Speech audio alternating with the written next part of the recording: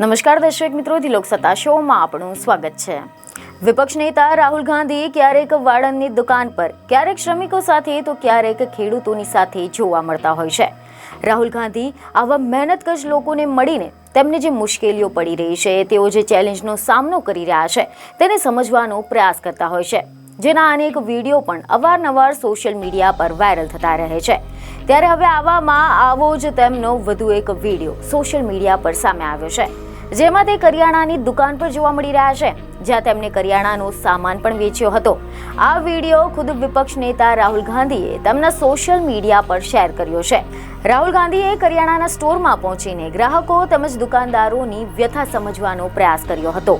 Social media પર viral થઈ રહેલા વિડીયોમાં એવું જોવા મળી રહ્યું છે કે વિપક્ષ નેતા રાહુલ ગાંધી અચાનક જ એક કરિયાણાના સ્ટોર પર પહોંચી ગયા હતા અને તેમને અહીં આવેલી મહિલા સહિતના ગ્રાહકો સાથે મોંઘવારી સહિતના મુદ્દે ચર્ચા કરી હતી।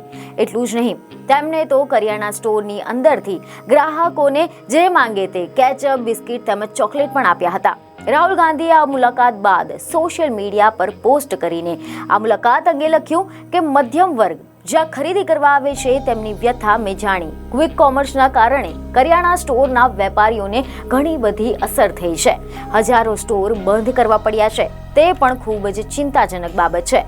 રાહુલ ગાંધીએ બાદમાં દુકાનદાર સાથે પણ વાતચીત કરી અને કહ્યું કે દેશમાં જે રીતે મોનોપોલી સર્જાઈ રહી છે તેનાથી નાના દુકાનદારોને પણ નીચા ભાવે વેચવાની ફરજ પડી રહી છે, તેથી તેમના નફા પર અસર થાય છે।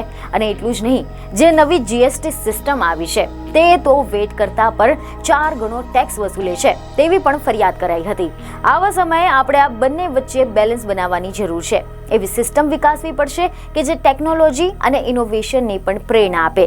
જે લોકો ક્વિક કોમર્સ બિઝનેસના કારણે અસરગ્રસ્ત થયા છે તેમના માટે સુરક્ષા વ્યવસ્થા કરવી એ પણ જરૂરી છે। બીજને ખબરો સાથે ફરી મળીશું। ધન્યવાદ।